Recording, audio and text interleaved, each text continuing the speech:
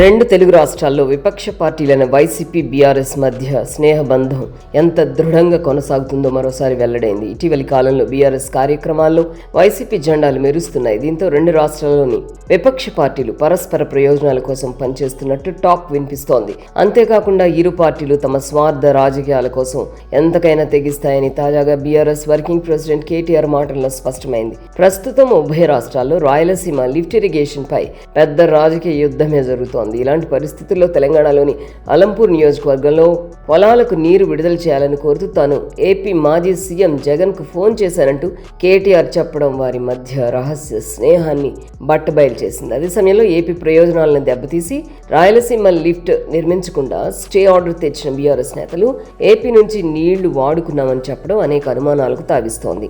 నిజంగా ఏపీ నీటిని తెలంగాణకు విడుదల చేశారా, లేక తన రాజకీయ ప్రయోజనాల కోసం కేటీఆర్ అలా మాట్లాడారా అన్న దానిపై వైసీపీ నేతలే ప్రకటన చేయాల్సింది. అధికారంలో లేకపోయినా కేటీఆర్ ఫోన్ చేస్తే ఏపీ వాటా నీళ్లను తెలంగాణకు ఎలా కేటాయించారన్న ప్రశ్నకు వైసీపీ నేతలు సమాధానం చెప్పాలి. బీఆర్ఎస్ ప్రభుత్వం ఉన్నప్పుడే రాయలసీమ లిఫ్ట్ పనులు ఆపివేయించినా తమ మధ్య ఉన్న స్నేహబంధంతో సమస్య పరిష్కారానికి ప్రయత్నించాల్సిన అప్పటి వైసీపీ ప్రభుత్వం ఆ పని ఎందుకు చేయలేకపోయిందని రైతులు నిలదీస్తున్నారు. బీఆర్ఎస్తో చీకటి బంధం ఏంటి? రాజకీయ స్నేహమేనా, లేక పరస్పర ఆర్థిక అవసరాల కోసం రాష్ట్ర ప్రజల ప్రయోజనాలు, భావోద్వేగాలతో ఆడుకుంటున్నారా అన్న చర్చ జరుగుతోంది.